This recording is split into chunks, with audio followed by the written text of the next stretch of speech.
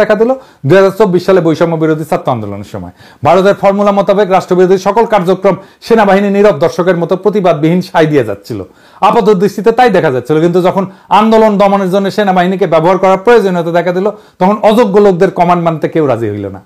কেননা ভারতের ফর্মুলায় সেনাবাহিনীকে নীরব দর্শকে পরিণত করা পদ্ধতি ছিল, কিন্তু সেনাবাহিনীকে নিজেদের ইচ্ছামতো ব্যবহার করার জন্য যে শক্তির প্রয়োজন সেটা হচ্ছে কমান্ড, তার শতভাগ অনুপস্থিতি ছিল। এইখানে কমান্ড ফেলিয়ার হয়েছে, সেই জন্যই জুনিয়র অফিসার এবং সৈনিকেরা কমান্ড মানেনি। অল্প কিছু ভেড়ার কমান্ড সংখ্যাগরিষ্ঠ বাঘ উপেক্ষা করতে পারছিল, সেই জন্যই বিপ্লব সফল হয়েছিল। সেনাবাহিনীতে কমান্ড একটা ভাবগত বিষয়, এটা অতি শক্তিশালী বিষয়। সেটা কখনোই পদ পদবি দিয়ে অর্জিত হয় না। বেশি দূর যাওয়া লাগবে না, 24-এর গণবিপ্লবেই তো এর উদাহরণ আছে। অল্প বয়স্ক কয়েকজন অচেনা ছাত্রদের ডাকে সারা বাংলাদেশের মানুষ রাস্তায় নেমে আসছিল, কারণ সেটা হচ্ছে কমান্ড। ঠিক যে কমান্ডের কারণে মানুষ রাস্তায় নেমে এসেছিল, সেই একই কমান্ড পাত্তা না দেওয়ায় সেনাবাহিনী দিয়ে হাসিনাকে টিকায় রাখা যায়নি। এই কমান্ডের মূল উদ্দীপক কি?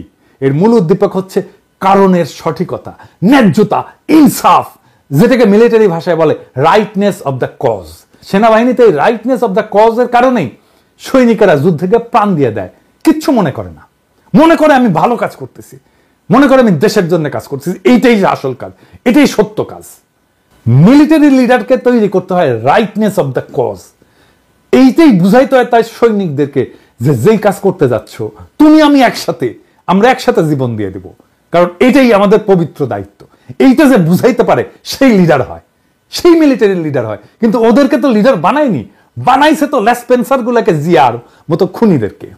হাসিনা লেসপেন্সার গুলো মিলিটারি কমান্ডে রাইটনেস অব দ্য কজ কোনোভাবে প্রতিষ্ঠা করতে পারেনি, ভবিষ্যতেও পারবে না।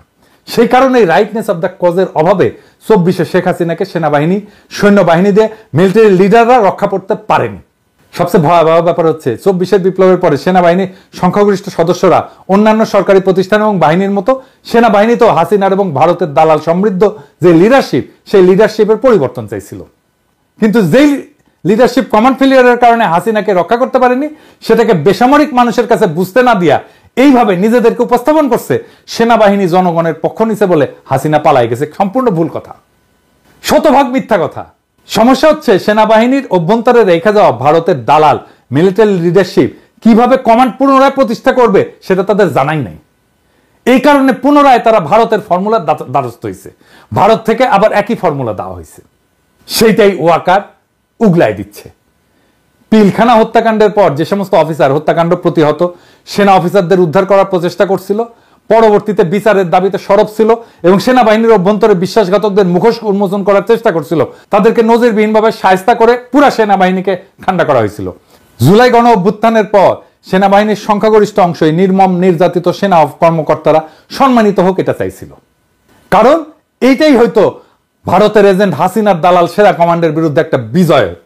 হাসিনার আমলে ন্যায়ের পক্ষে অবস্থানকারীদের নির্যাতন কইরা সমগ্র সেনাবাহিনীকে যে শিক্ষা দিয়ে চুপসে রাখার ভারতীয় ফর্মুলা অবলম্বন করা হয়েছিল, সে একই ফর্মুলা আবারও প্রয়োগ করে সেনাবাহিনীর সামনে একটা নজির স্থাপন করার হীন প্রচেষ্টার পরিকল্পনা সেনাবাহিনীর ভিতরে এখন হইতেছে।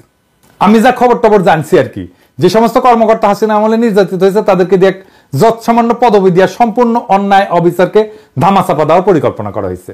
এই পরিকল্পনাটা মাননীয় প্রধান উপদেষ্টাকে দিয়ে সম্পন্ন করায় সেনাবাহিনীকে এই বার্তা দেওয়া হবে যে যারা হাসিনার অনুগত ছিল তারা আজও উচ্চ মর্যাদায় আসীন আছে, আর যারা সত্যের পক্ষে ছিল তারা আজ কোথায় সেটা সেনাবাহিনীর সদস্যরাই তুলনা করে দেখুক।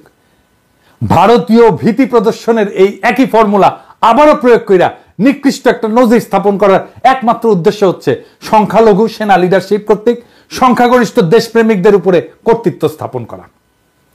যে সমস্ত সেনা কর্মকর্তারা দেশপ্রেমিক ছিল, যারা নির্যাতনের শিকার হয়েছে, যারা সত্যিকারের দেশপ্রেমিক ট্রু লিডার ছিল সেনা অফিসার, তাদেরকে সম্মানিত করা হবে আমাদের সেনাবাহিনীর গৌরবকে পুনঃপ্রতিষ্ঠা করা।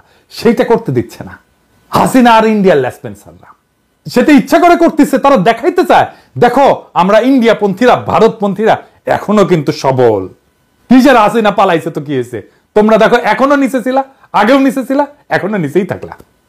সুতরাং প্রফেসর ইউনূস একমাত্র সেনাবাহিনীর সামনে দৃষ্টান্ত স্থাপন করতে পারবেন যে ন্যায়ের পক্ষ শেষতক বিজয়ী হয়। সেনাবাহিনীর সংখ্যাগরিষ্ঠ সদস্যদের সামনে সেনাবাহিনীর ন্যায়ের দেশপ্রেমিক সেনা সদস্যরা দিন শেষে যেন অবমূল্যায়িত না হয়। এখনই সময় হইতেছে বিবেকের কমান্ডে দাঁড়ানোর, ইনসাফের পক্ষ নেওয়ার, বন্ধুরা, আজ আমরা যে সত্যগুলা দেখলাম তাকে বলে ইতিহাস না, তা একটা আসমানি গর্জন যা বলে যাচ্ছে আর চুপ করে থাকার সময় নাই। এই সেনাবাহিনী গড়ে উঠছিল যুদ্ধের মাঠে, গড়ে উঠছিল ইতিহাসের তাগিদে, বিবেকের ডাক শুনে মুক্তিযুদ্ধের সৈনিকেরা শৃঙ্খলার বাইরে গিয়া যুদ্ধ করছিল, কারণ তাদের বিবেকের কমান্ড বলছিল এই লড়াই ন্যায়ের, ইনসাফের, ন্যায্যতার। এই ঐতিহ্য, সেই ঐতিহ্য আজ আবার আপনাদের কাঁধে এসে পড়ছে। আপনাদের বিবেক কি আজকাল চুপ করে থাকতে বলছে? আপনাদের অন্তর কি দেখে না কিভাবে দেশের সার্বভৌমত্ব বিক্রি হয়ে যাইতেছে গুটি কয়েক সুবিধাভোগী ভারতের এজেন্ডাদের চাকরদের হাতে? কিভাবে সেনাবাহিনীর সম্মান ধুলায় মিশাই দিচ্ছে এই জেনারেলরা? কিভাবে জনতার মুখোমুখি দাঁড় করাই দিচ্ছে সেনাবাহিনীকে? যা তার কাজ না সেটা অযাচিতভাবে হস্তক্ষেপ করতেছে সেনাপ্রধান।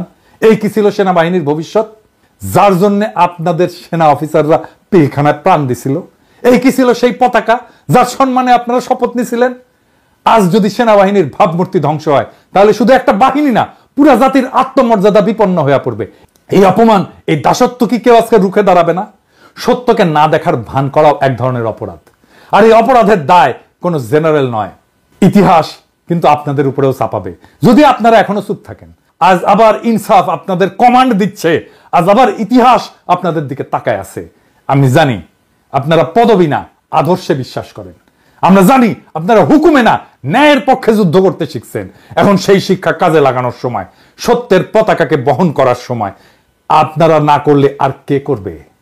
সেনাবাহিনী রক্ষা করতে হলে অন্তর থেকে একবার আওড়ায় উঠতে হবে, না এইভাবে আমরা চুপ থাকবো না।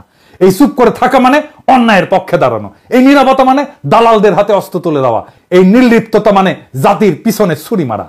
তাই বলতেছি ভাইরা আমার, উঠে দাঁড়ান, নিজের বিবেকের কমান্ড শোনেন। আপনার ইনসাফি হোক আপনার সাহস, আপনার বিবেকই হোক আপনার অস্ত্র, আপনার সততাই হোক এই জাতির প্রতিরক্ষা। সেনাবাহিনী হয়ে উঠুক প্রকৃত সৈনিকের, প্রকৃত দেশপ্রেমিকের।